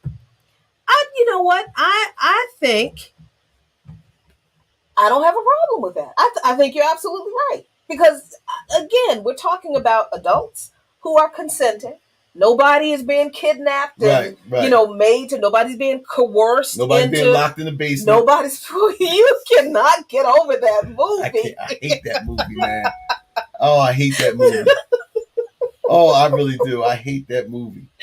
We watched this movie where this man locked his daughter, white man, his biological daughter, locked his biological daughter in the basement. This is actually based on a true story out of Germany. Yeah, it was out of Germany. Where this man, I don't know what his problem was, but he locked his biological daughter in the basement, told his wife that she had run away, locked her in the basement for 20 years, and raped that girl and had, how many kids? They had 4 kids. By her, and he's still mad at that movie. That's not what we're talking about. Oh man, he's still mad at that movie.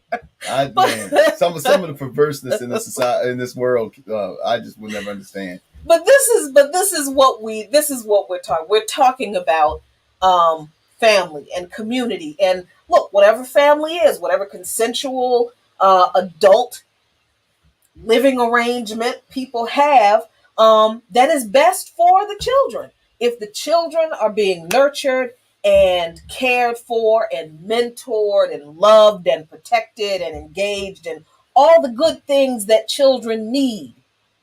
Well, and it's not just children. Relationships.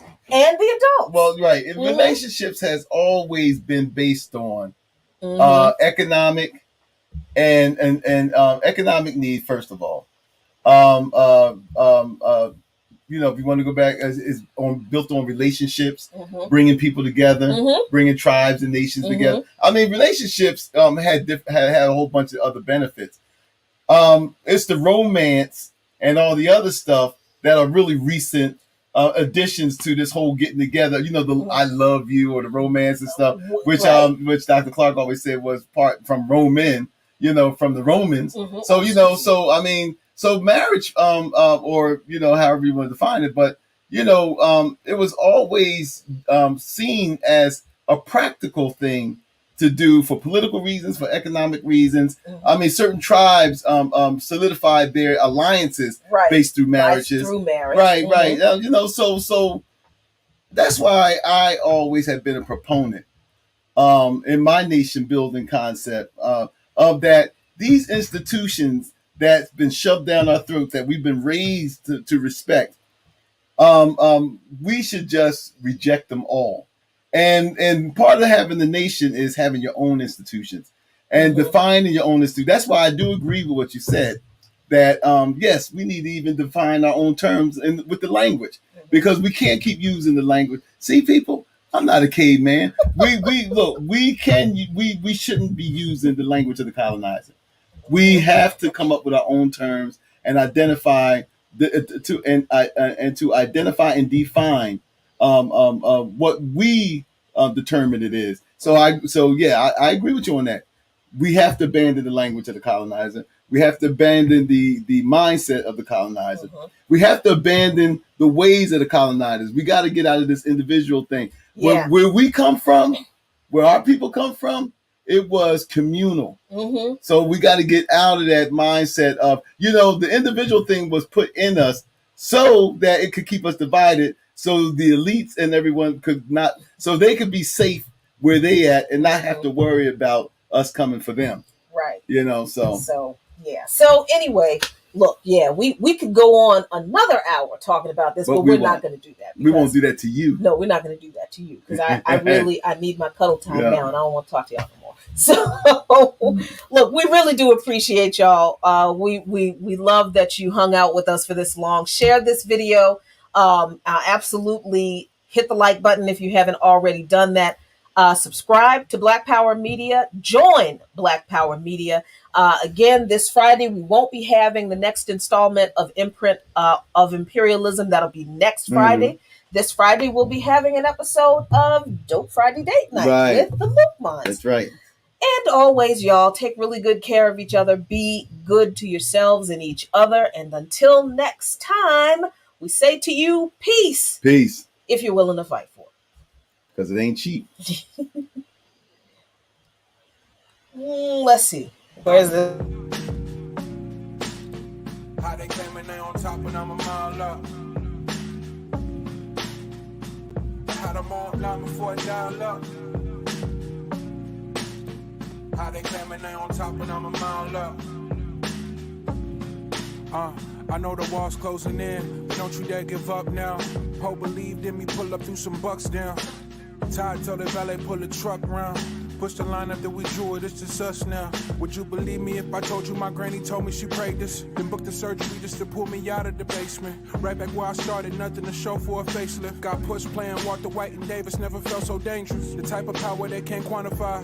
And name the best from my region, you gotta utter mine. Think of who really putting on, you never come to mind. Rapping like your Spotify, tap you rappers compromise. Yeah, no need to panic, just paint the canvas. If you can feel